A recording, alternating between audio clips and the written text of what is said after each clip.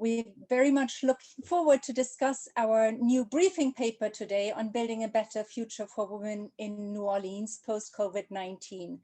To start with, I would like to thank the Kellogg Foundation for giving the opportunity to us to do this research and our research on women's retention and advancement in manufacturing and construction occupations, and to host this webinar today and release our new briefing paper. First, I want to just very briefly a couple of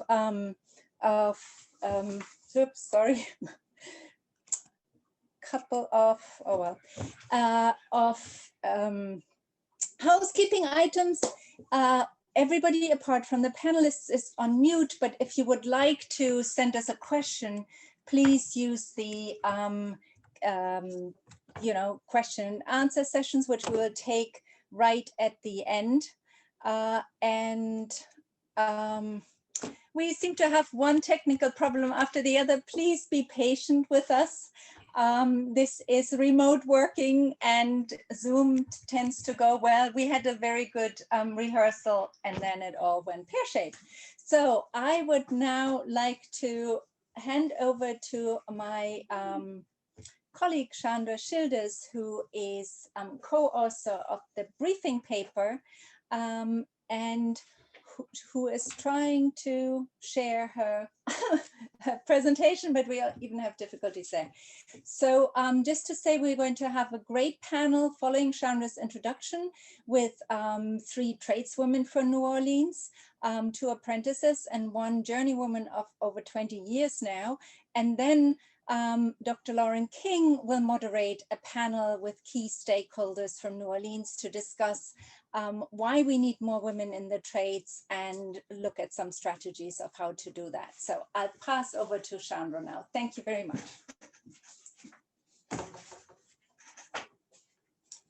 Good morning, everyone. As Ariane said, we are having some technical difficulties, yet we still have some really good information to share with you. And so what I would like to do is just go ahead and provide some of the key findings and key ideas from the paper that we did. And then we can go ahead and move to our panel so you can hear from some of the experts who really can share more information. So we have at IWPR been doing work around New Orleans and the New Orleans metro area for over 15 years. We began working following Hurricane Katrina, and we have done multiple projects looking and tracking the well-being of women and families in New Orleans since. This last paper, Get to the Bricks, was on the 10th anniversary of Hurricane Katrina, and today we would like to pick up on that. And the work that we are releasing today is really just the beginning of us beginning to work toward ensuring greater opportunities for women in New Orleans in some better paying occupations that right now are male dominated. So when we look at the data on the status of women in New Orleans before COVID-19, so this is before the recession hits, and one of the things that our history of research in the area shows is that many of the problems that are facing women in New Orleans, these are not new problems, and they're not just the result of the COVID pandemic or the COVID recession. These are long-standing issues that really need to be addressed. So one of the things we know is that women in New Orleans and their families have faced high rates of unemployment and high rates of poverty. And one of the things that we see that even data for 2019, well before COVID, that, for example, Black, Indigenous, Latino, and other women of color had unemployment rates of 9.3% compared to 4.6% for white women. So this is before we get to the pandemic, yet we see really high rates of unemployment already.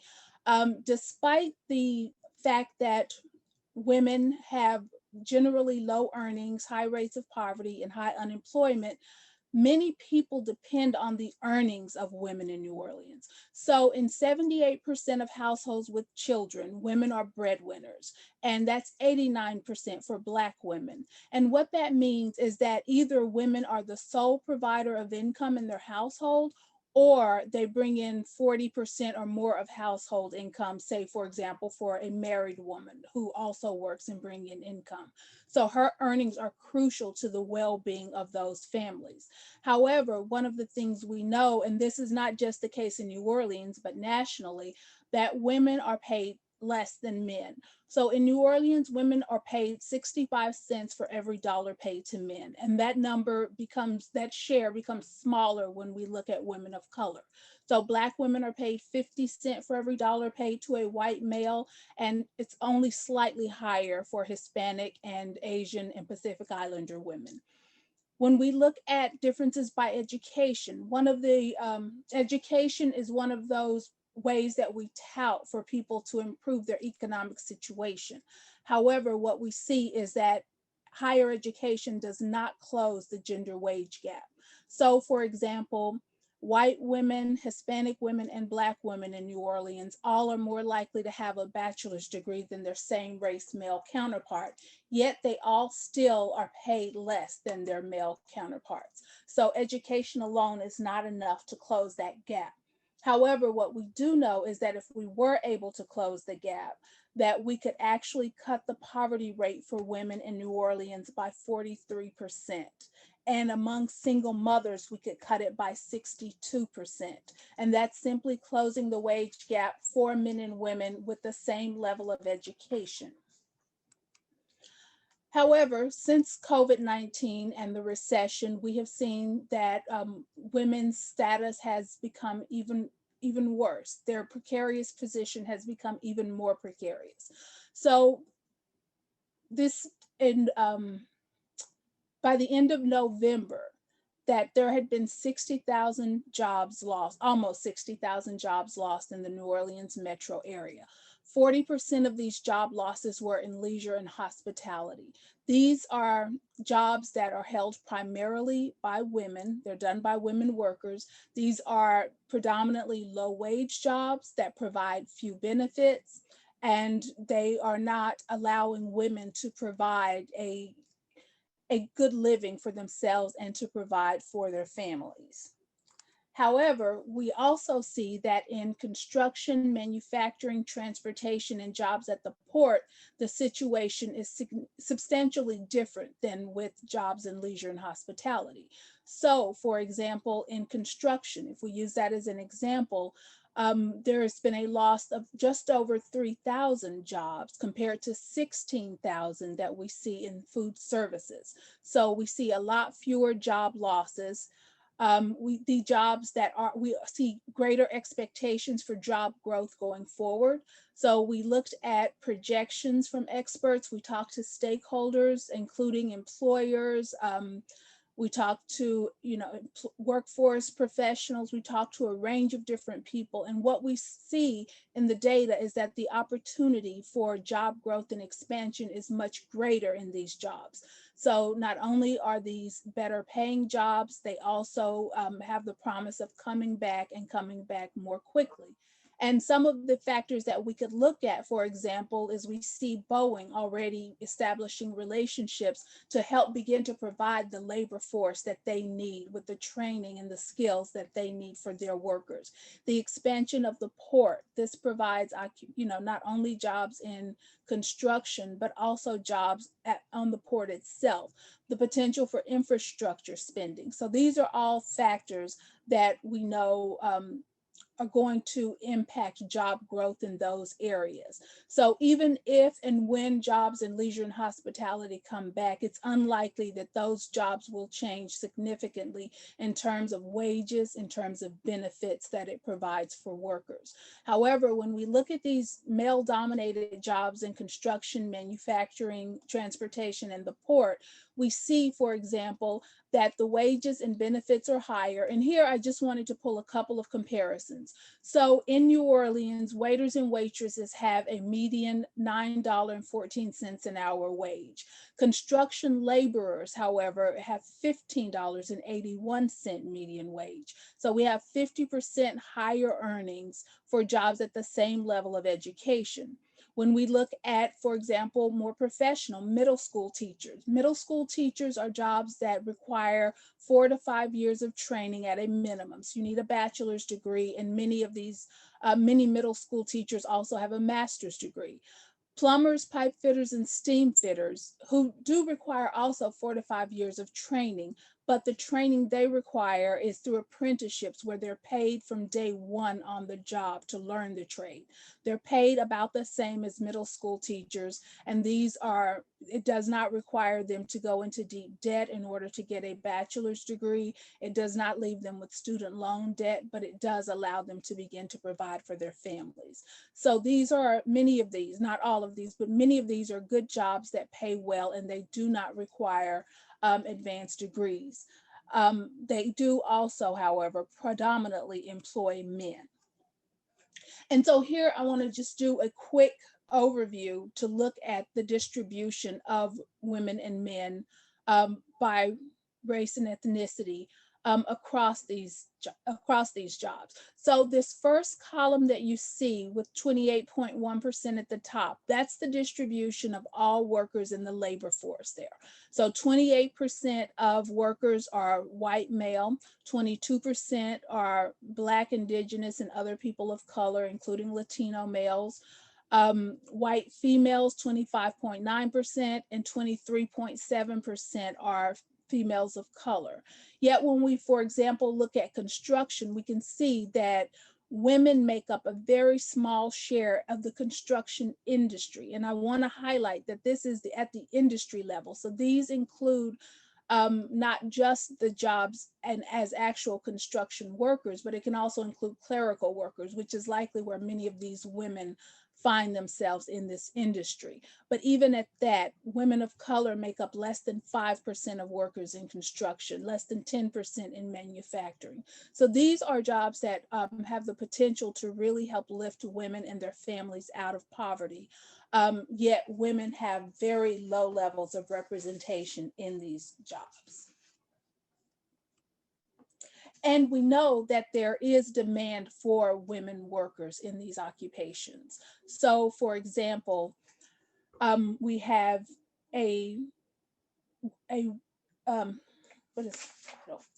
with the Greater New Orleans Inc., who makes the following comment: so many of our regional employers are always needing craft skills labor, particularly welding, pipe fitting, electrical, and HVAC. So there is a demand for these jobs. The founder of Demolition Divas made the comment: just to find a female excavator operator is nearly impossible. There's only one woman I've come across. This job is a $25 to $30 an hour job, full-time, benefits, 401k, and I cannot find a woman. So we need to prepare. Again, the employers have the need, the labor market needs these workers, and that is likely to only increase as we see the population age out and begin to retire. For example, a quarter of workers in construction are age 50 and older. And so these workers will be retiring, and we really will need to prepare a pipeline of workers to meet the need, which is already short. And I think a really good example of the way this is being viewed is this statement here: there are 35,000 job openings expected over the next decade in skilled crafts in the Greater New Orleans area, and there are not enough white men from surrounding parishes to fill all of these jobs. Employers will have to reach out. And so it will be important. Not only will increasing the access of women, particularly Black and Hispanic women, to these well-paying jobs in construction, manufacturing, the port, not only will it benefit women, will it benefit their families, lifting their wages, it will also help employers meet their labor needs, and it will benefit the economy, the larger economy. So that's just a brief overview of some of the research that we have in our briefing paper that we are releasing. We ask that you go look and check that out if you want more information, if you want information on the many ways that it's important to include women in these occupations and some of the beginning steps to begin to make changes. And I will now turn it back over to Ariane so that she can introduce you to the next panel. Thank you all for your time. I appreciate it. Thank you very much, Chandra. Can you hear me? Yes. Okay, thank you very much. So I would now like to introduce our Tradeswomen Talk panel. As I said, we have three fabulous tradeswomen from New Orleans.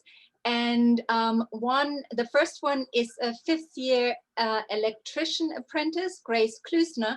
She couldn't be here today because she's working, but she gracefully recorded a brief message to you. After that, you will hear from Lindsay Habits, who is the first-year insulator apprentice.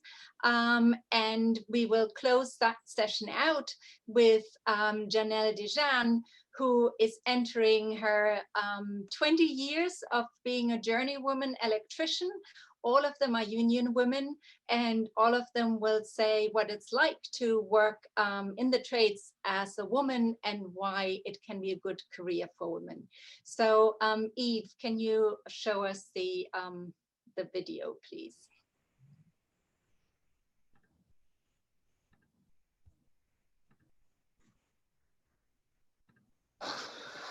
Hi everyone, I'm Grace. I'm an electrical apprentice for local union 130 in New Orleans. I'm currently in my fifth year, which means I'll be a journeyman this October.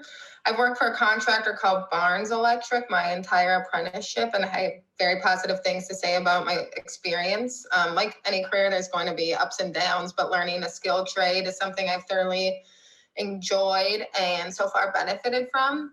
Before joining the apprenticeship, I was working with deaf and disabled adults. I went to a high school in a community where attending a four-year college was not only the norm, but mostly expected, and that's what I did.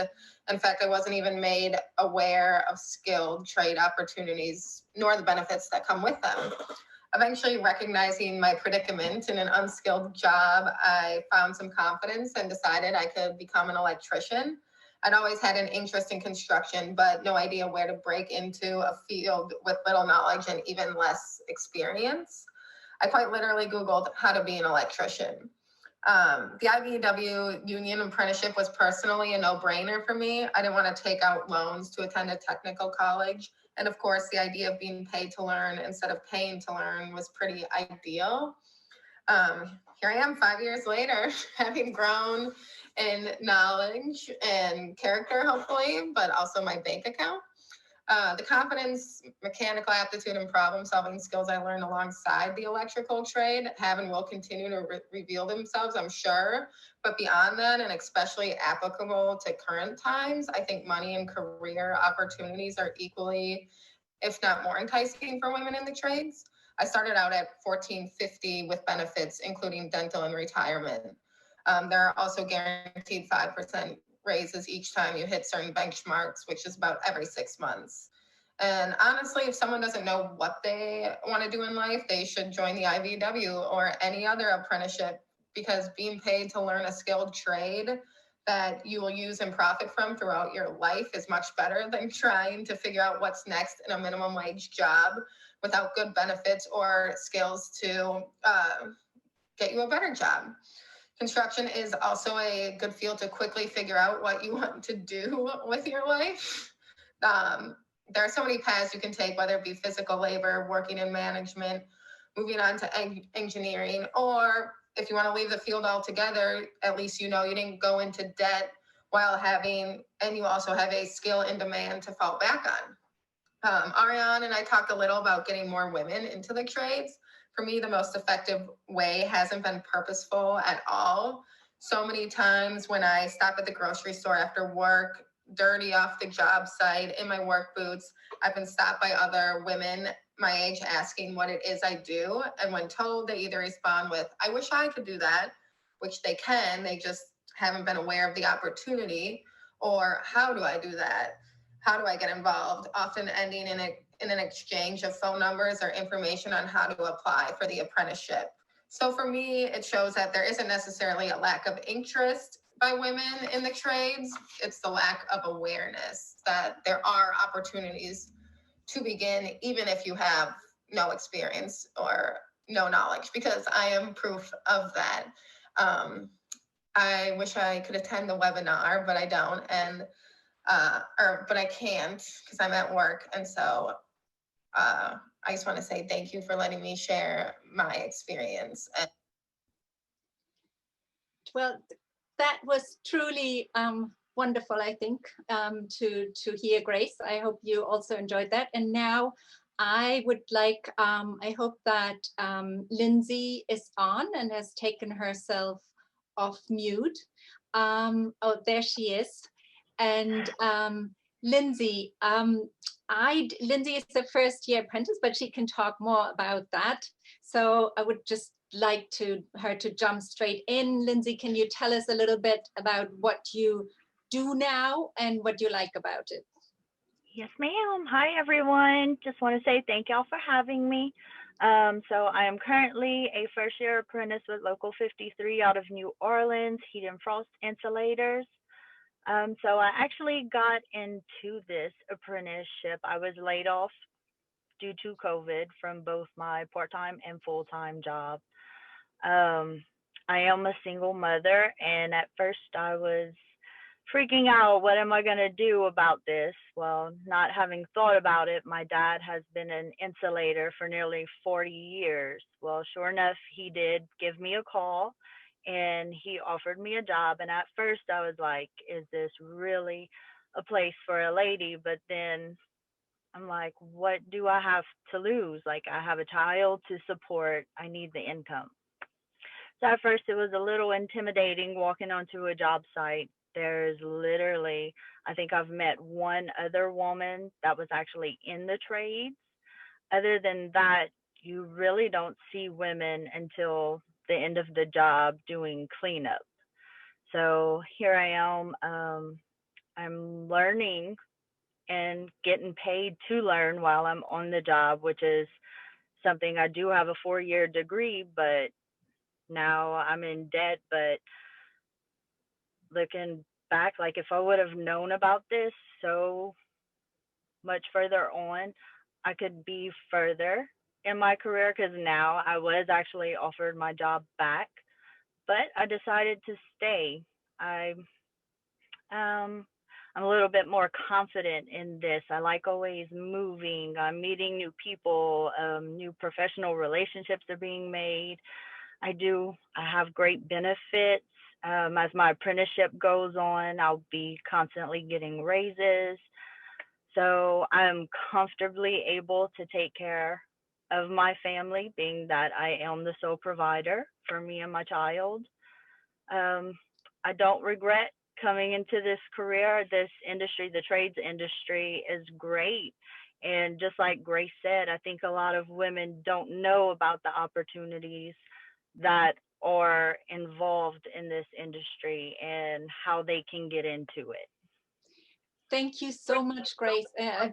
Lindsay, it's really good to hear. And I just want to say, there will be lots more opportunities for tradeswomen to link up and meet each other in October this year, because NAPTU, the Building Trades Union, are going to sponsor a conference, Tradeswomen Build Nations, at the first weekend of October in New Orleans.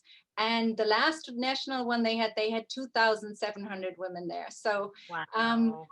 I should say New Orleans actually is doing a little better than the national average in terms of having women in apprenticeships, but that still means only 6% of all trades apprentices are women. Nationally, it's 3.5%. So, but thank you so much for sharing your insights and the traits with us. And now this panel, I would like to pass over to Janelle Dijan.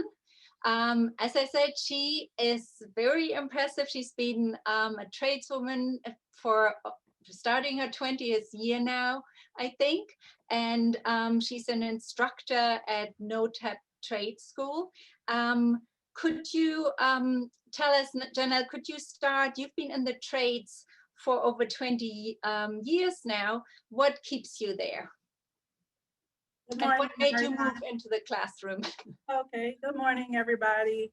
It's a pleasure to speak to everybody today. I'm excited to be on the panel and more excited about that information you just shared about the upcoming conference that's going to be here. I think that's a wonderful thing. I'm born and raised in New Orleans. I've been here all my life. And since 2001, I've been working in this industry as an electrician, where I started in the same apprenticeship program, just like Grace did with our local union at the IBEW. And since that time, I've worked on many construction projects, from ground up construction to renovation and maintenance, on so many projects around the city that I'm proud to have that opportunity to help build the city, especially in times coming after Hurricane Katrina. Sorry, my mic went off. I'm sitting in my classroom now. This is where I teach. Since I've come out of the actual construction field and taken advantage of an opportunity to help build some other people's future in the industry. So here at NOTAP, we teach high school students who are looking to receive skilled trades training in carpentry, electrical, and HVAC, and I'm the electrical instructor. When the kids leave our program, they have opportunities and skills to enter straight into the industry. And like Lindsay is saying, you know, if we would have had this information that we're having now, we could have got a much earlier start. So that kind of led to my transition from construction, as my last project was being a foreman of a crew at the VA hospital, which is our big medical corridor that happened within the last couple of years. And I've been getting rewarded left and right, from in the industry, in my city, and with the students.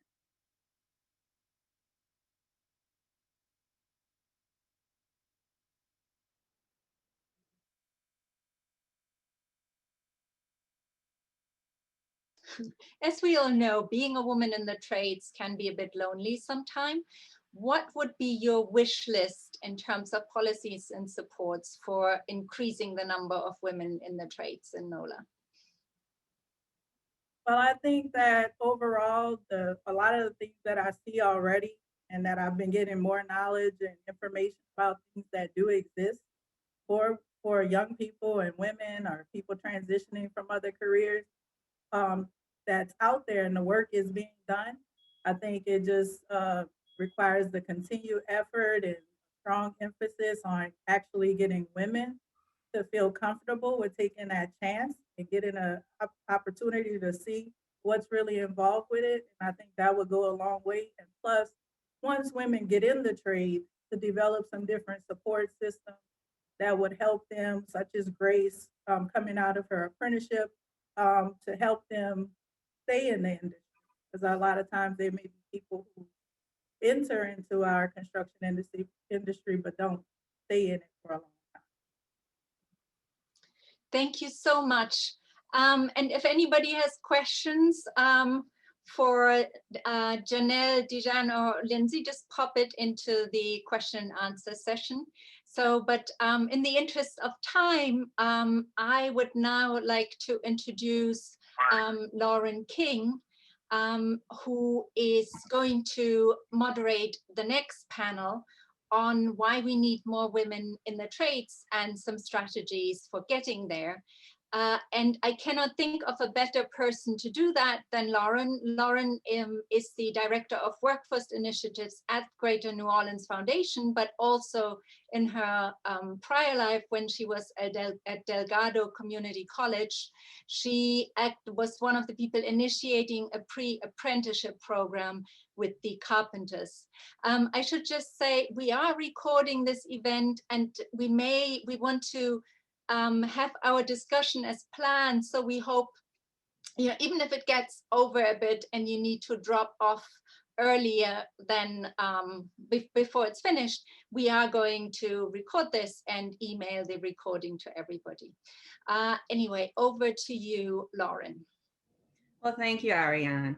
So we have an amazing panel of guests joining us today, and it is just truly my pleasure to introduce our panel of experts in their own right, and all phenomenal women. So joining us today, we have Miss Kathy Alfonso, Community Engagement Manager for the Port of New Orleans, Miss Simone Bruni, founder of Demolition Divas, Dr. Tina Tenney, Chancellor of Nunez Community College, and last but not least, Ms. Sune Villavaso, Director of Workforce Development for the City of New Orleans. Welcome, ladies. So, Simone, I would like to begin with you. Why do you feel it is important to increase women's access and retention in male-dominated industries like the construction trades and manufacturing and transportation and the port? Simone?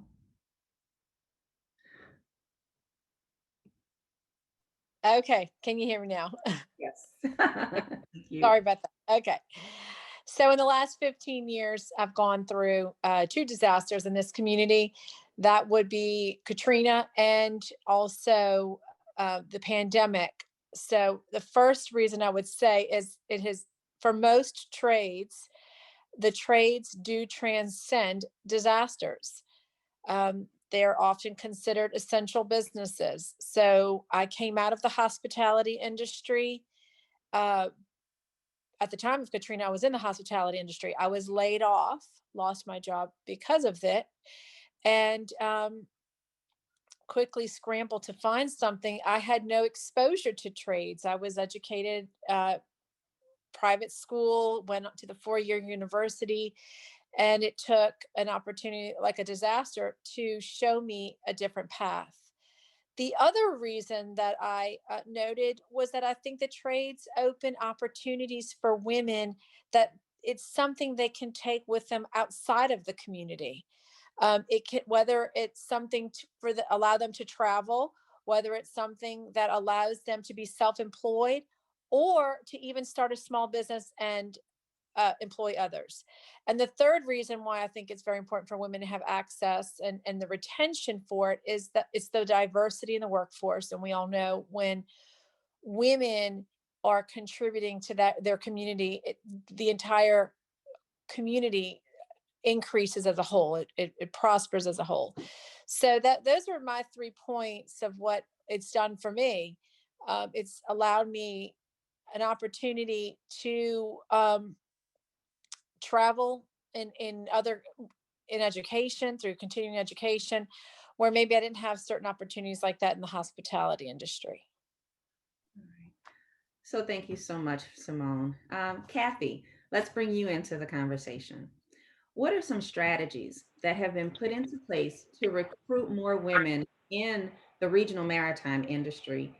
And before you answer that, why do you think it's so hard to recruit and retain women in these industries? Yes, so thank you, Lauren. So I'm going to start with the second question. So why I think it's so hard. I think it's something that has been touched on already with the trade panelists and previously with Simone, is I think there's just a general lack of awareness. And when you think of recruiting, whether it's, no matter what it is, whether it's recruiting into a certain trade or industry or recruitment for a university or school, it all starts with a general understanding and education of the subject matter. And I think that when you look at our city and our region, people are very quick to think of New Orleans and Louisiana as just tourism and hospitality. And, I can speak on behalf of the port. When we talk about our industry, I have my virtual background that you can see our container terminal. All of this activity that you see in this background, that's located behind a flood wall. And so it's very out of sight, out of mind. And so, couple that with just already a lack of understanding or awareness around what we do. And it just is the perfect formula for women to divert their paths into other types of industries and trades. And so as far as strategies, something that we have really been focusing on, I would say within the last 2 years at the port, being very intentional about the education and awareness, generating more awareness around what it is that our industry does. You know, Simone put it so eloquently when she talked about how the trades transcend, you know, these disasters and that happen to us. And we have seen that at the port. You know, we have been considered an essential business. We have had to keep the supply chain moving, and logistics and, you know, the movement of cargo has still been very much a necessity. When people were wondering, where is my toilet paper? I need to get, you know, Lysol wipes and hand sanitizer. Then, you know, people started to think, well, where does all of this come from? And so something that we've been doing is just trying to close that, you know, learning gap and increase that awareness around our industry through different info sessions that we do, through outreach with our tenants and community members. But overall, I think one of the biggest obstacles for us to overcome is that lack of awareness. All right. Thank you, Kathy. So, Dr. Tenney, we've heard from two of our employers in two employer perspectives. Now let's talk a little bit about some of the opportunities that are available by way of training. So would you please share information on some of the technical skills training programs, specifically in advanced manufacturing, construction, and transportation, that are currently offered at the community college? And how do you see the role of the community college in supporting women's access and retention more broadly beyond college? I am happy to do so. And good afternoon, everyone. And Dr. King, thank you for the opportunity. We have so many programs that are available in this New Orleans metropolitan area. And from the community college aspect, I just really appreciate the comments that have been made about the lack of awareness, and also the reference to debt that was associated with an education, because the opportunities that we have at our college are affordable, and we have opportunities to network with others, to braid funding, to provide federal grant aid, so that the training oftentimes we can deliver at very minimal cost, so that you don't exit from a program with inherited debt. So that's part of the programs. In regard to the craft skill trades, the data that was shared this morning completely reflects what we're seeing at our college. We have programs, we have 25 programs of study, and you can transfer to a 4-year university, but at the 2-year level, the programs in the craft trades, things like electrical and HVAC, similar to what was shared by the apprentice this morning, high wage, high demand jobs that you can, there's several exit points along the way, so you can be employed and then continue your educational pursuit. In our electrical program, 3% female. And you heard from the electrical apprentice today that is a lucrative opportunity for not just a job, but a career. And so that is a missed opportunity for females. HVAC for us, for our air conditioning, heating program, 10% female. We have industry in the New Orleans area that is very unique. And for our P-Tech operators, those jobs, there is a need. That's only 16% female at our college. In terms of advanced manufacturing, there's several opportunities. One, similar to what Ms. Alfonso shared about being behind a flood wall, very few people know that Boeing is in our area 8 minutes from the Nunez campus. So we have the only aerospace technology manufacturing program in the state of Louisiana. Our students come in, and in 1 year, they can become certified and eligible for an internship, a paid internship through Boeing. when you couple that with the braided funding that I refer to with the Pell Grant and an opportunity similar to what she shared that has insurance benefits with an industry partner such as Boeing, we are adamant about making sure that we connect our completers with opportunity and employment. As far as the role on how we expand beyond the curriculum delivery, which we have become very fluent at in this virtual world. So if you are at home, you can still engage in these craft trades. It's very difficult when we talk about, how do you teach welding online, right? So you deliver didactic parts so that people can engage, and then we have very safe training, staggered training, so that they can get the hands-on technical skills. And women make great welders, and they make great electricians, and they make great pipe fitters, and they make great aerospace technicians and P-Tech operators as well. So we have all the means necessary to be able to deliver that training in 2 years or less and connect them with employers. We have robust advisory boards, foundation boards to make sure that our completers have connections to employment. And I also want to reference the apprenticeship opportunity. Oftentimes, there's the apprentice union journey path that is certainly available, but that is something that is becoming more and more integral to the community college narrative as well.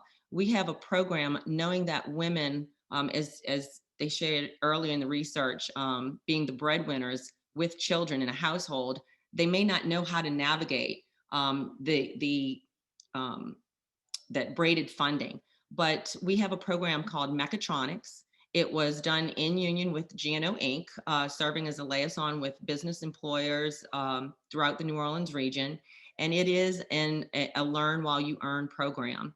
So they are paid to come into the classroom and learn, and they go on rotations with employers such as Latrim and Zatarain's and Elmer's Chocolate and so forth, depending on location. So I think if we were to just distill what we heard today, it truly is a lack of awareness. It's not a lack of opportunity. It's not a lack of access. Females are unaware that these high wage, high demand opportunities not only change their quality of life, but it's generational change for their families. And we absolutely have to get this message out on a broader scale, driving down into the middle schools, as well, on what those opportunities are. And I'm very proud of all of the efforts that have been made, and yet acknowledge that we still have a great deal of work to do to close the gap on the disparity with gender difference in those craft skill trades. Thank you, Dr. Tenney. Thank you so much for all of the information, especially about the training programs that are being offered currently. So Sune, let's bring you into this conversation.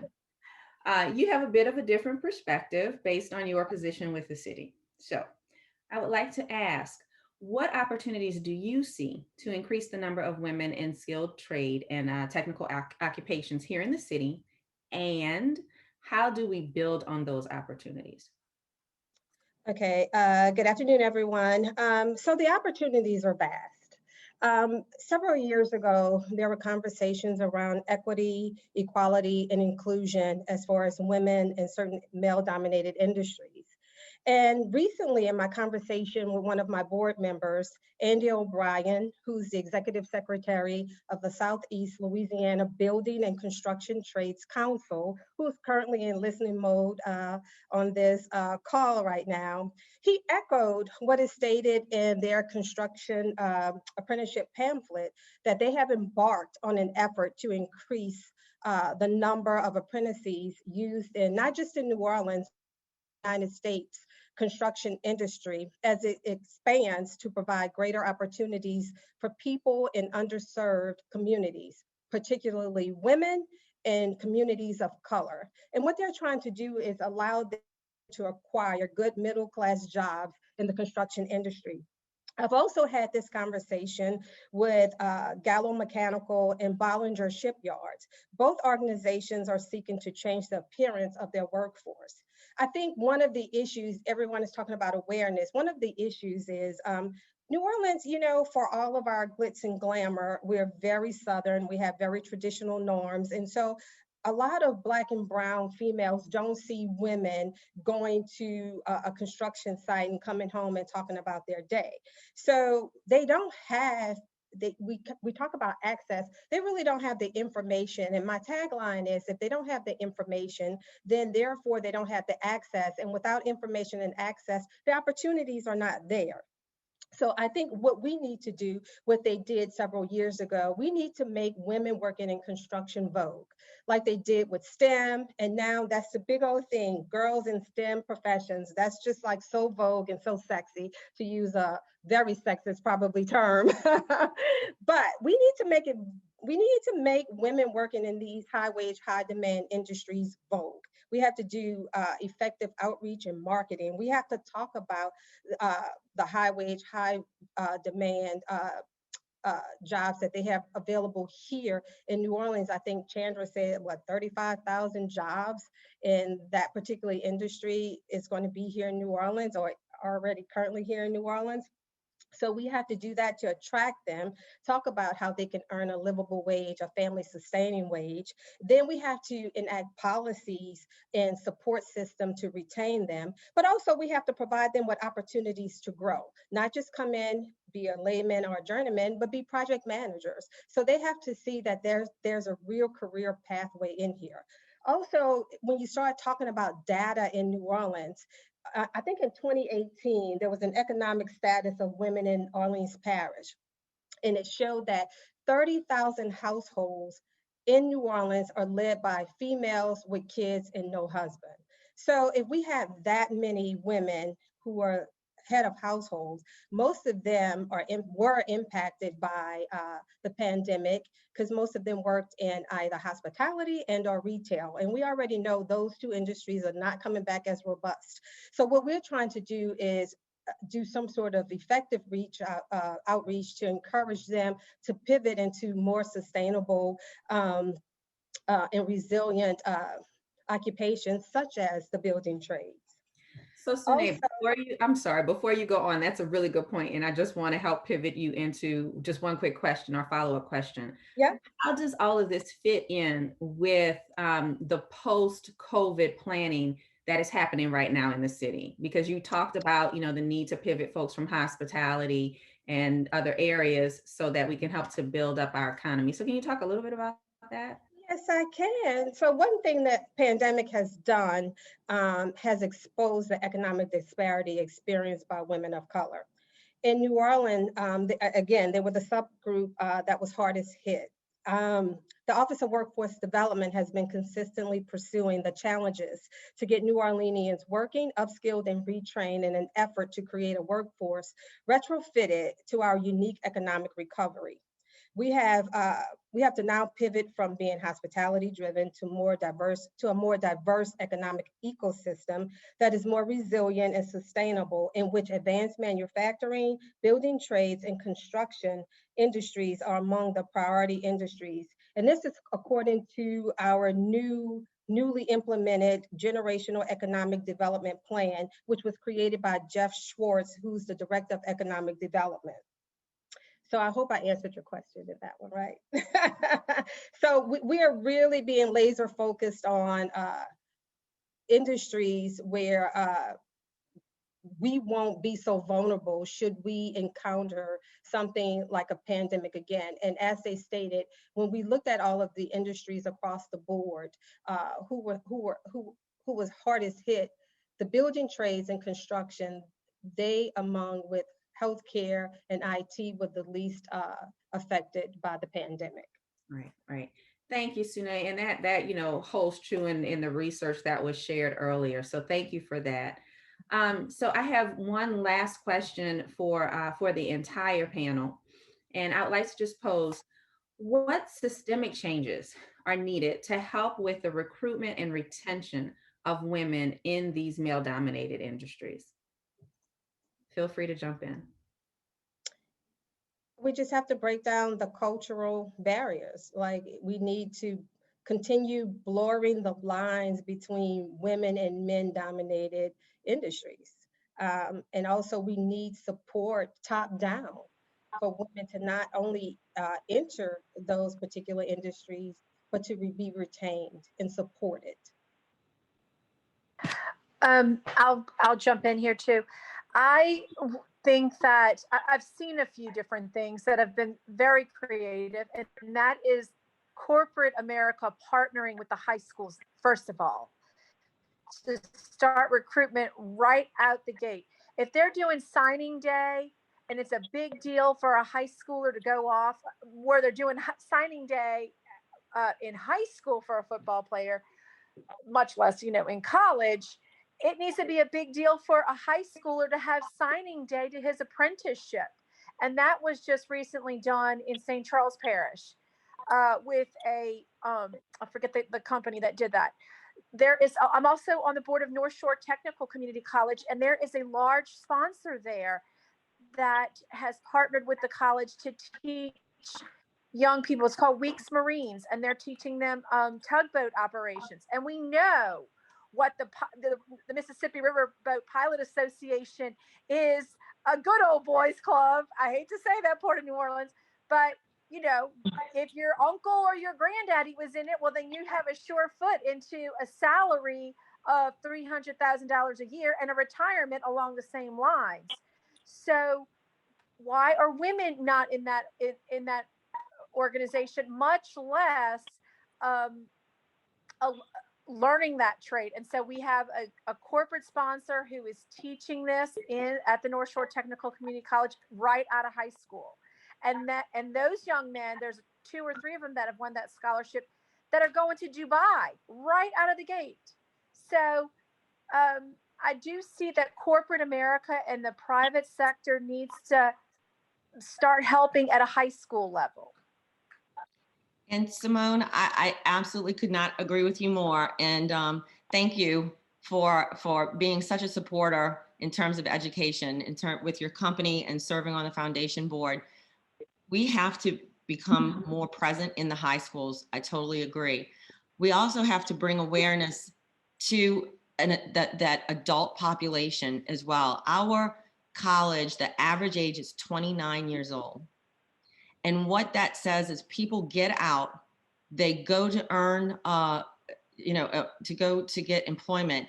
And in the process of life, they find out that their wage is not offering a quality of life. They become single or they have children and dependents, and they realize they need a higher skill or a greater opportunity. And so they're coming back to us. And so I've been trying to, if you see me typing away here, I'm trying to answer a few chats that are in the chat. So we're trying to work very hard to let people know that we have affordable tuition, we have scholarship programs. We're working with, just as Simone said, with industry partners so that we can make this possible. If we're going to change the workforce, if we're going to change the economy in our area, then we've got to change what that data looks like and reflects. When we know 50% of the women are in the workforce, but less than 20% are in the high wage jobs, you change the economy by creating greater wages. And when women earn those wages, they're changing it for their homes, as I said before, for their families and for our communities. And so we've got to do a better job of letting people know those programs that we have to offer. As Simone said, partnering with our high schools, dual enrollment programs, we're growing those programs so that the high school student is exposed to the opportunities at the community college. But oftentimes, and I again, just like Simone said, I hate to say this, people have it in their mind that to get a high wage, high demand job, they have to go through a 4-year university out the gate when they may need some foundational skills. They can get a trade and work and continue an educational path. Our programs in the craft trades, if you're a welder, you're in aerospace, a P-Tech operator, it's 2 years. And then we've partnered with 4-year colleges so that they can go to work.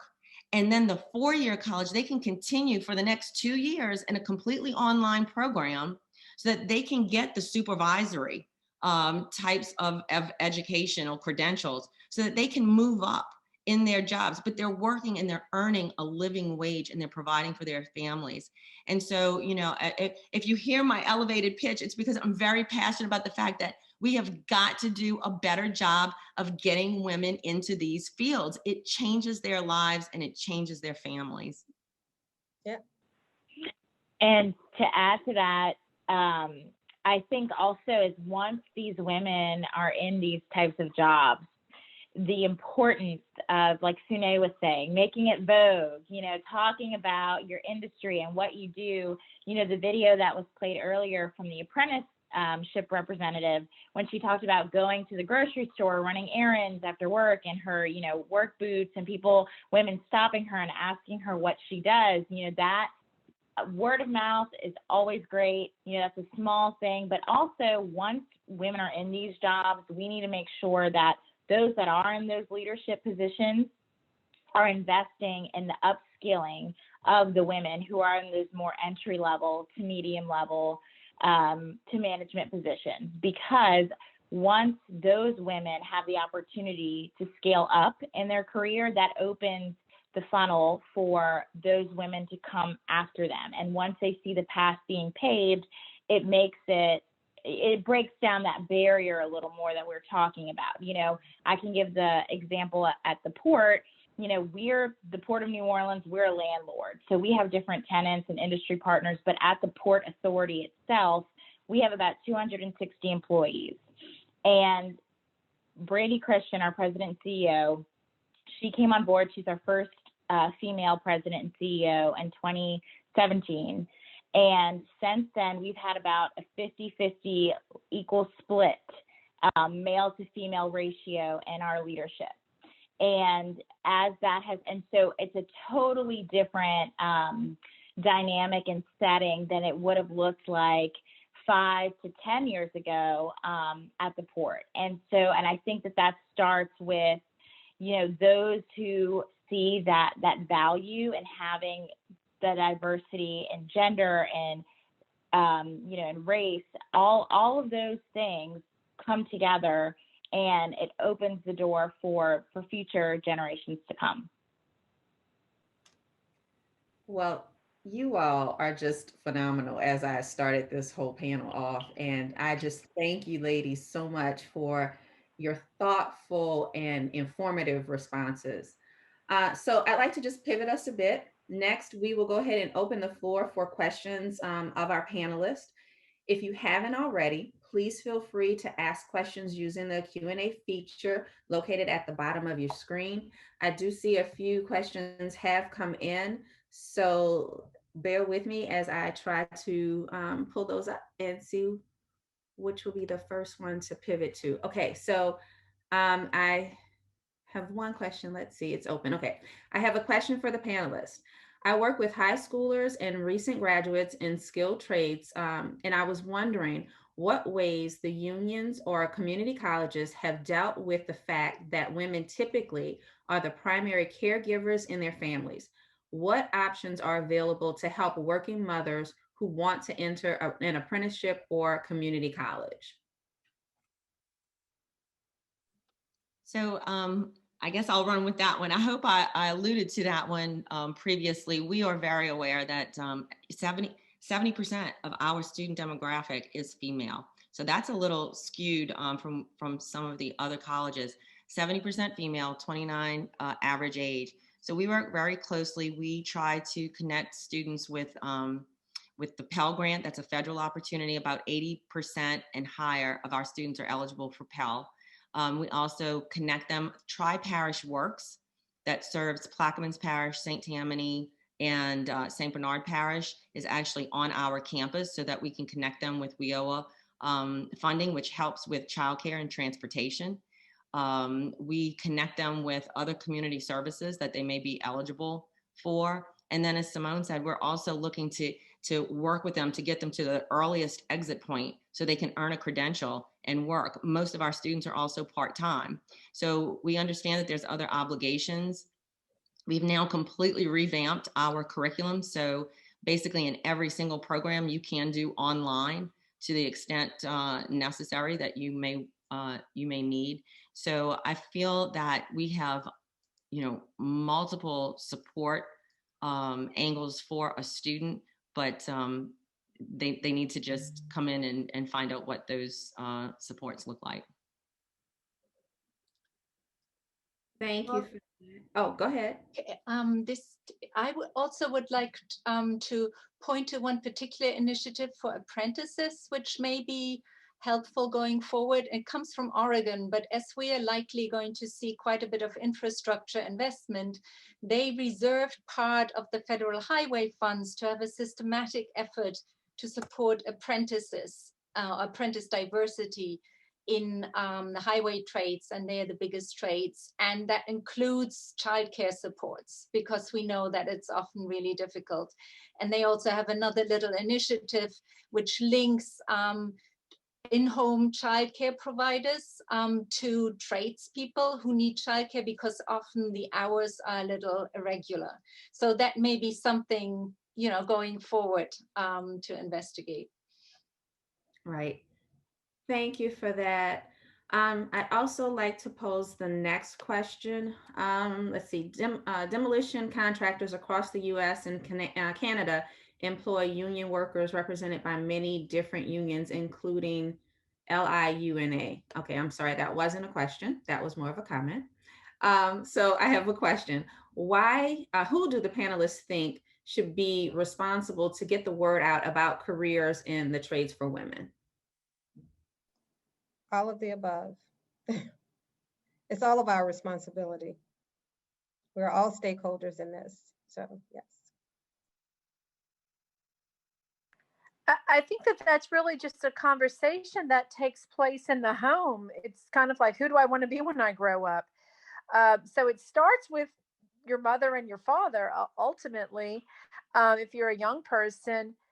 But I also would suggest it's a new conversation for women. I mean, honestly, the trades is my new gospel. I get so excited about it.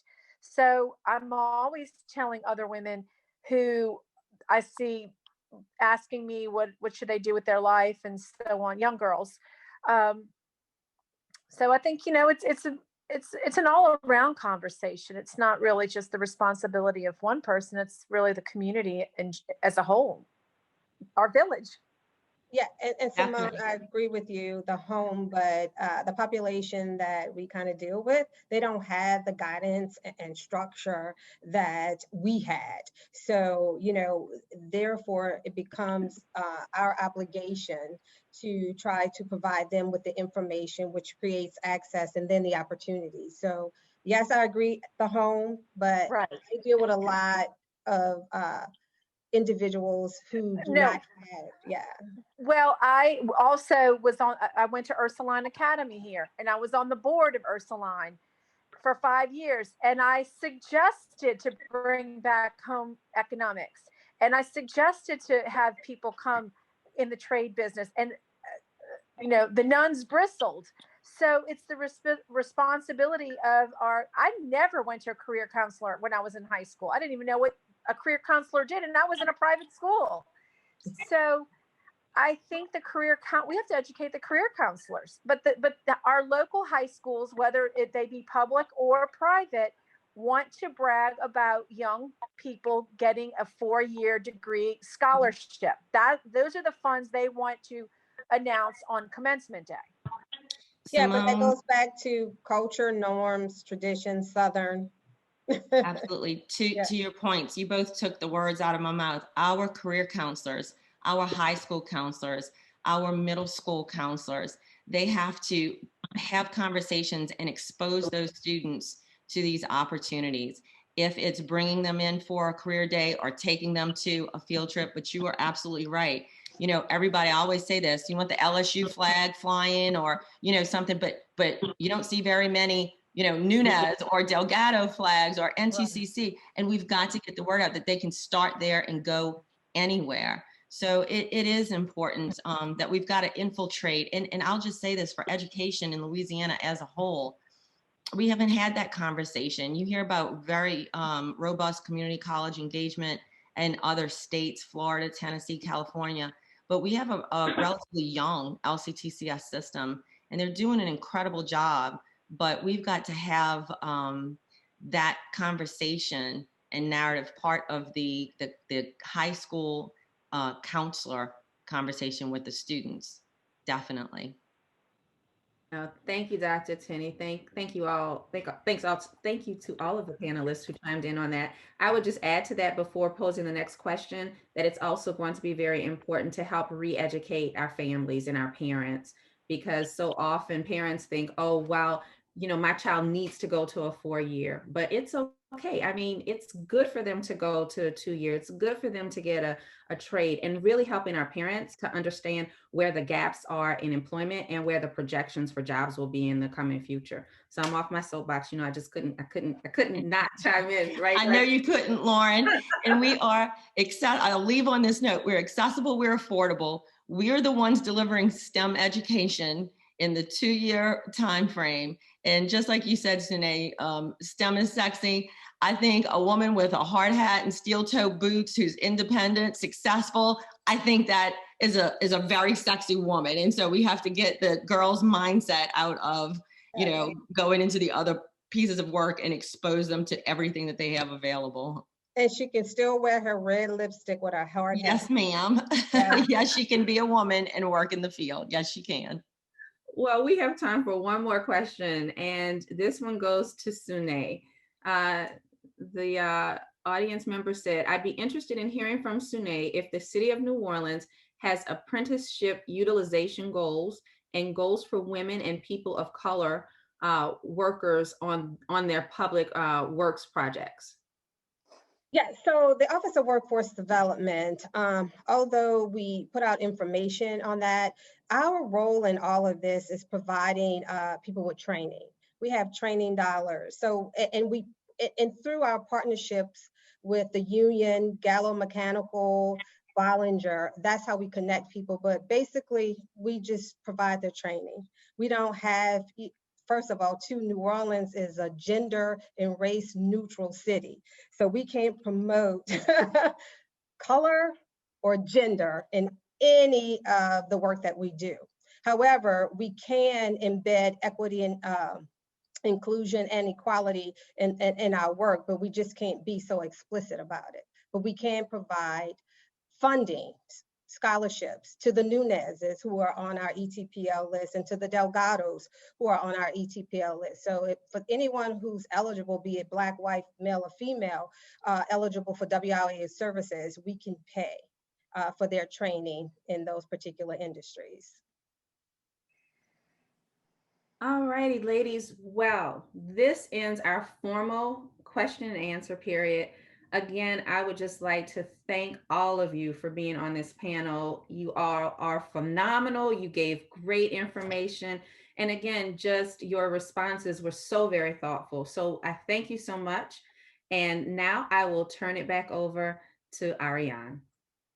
Well, I'm going to be repetitive here on my last minute to again thank everybody who has contributed to the webinar, but also everybody who agreed to talk to us for our briefing paper.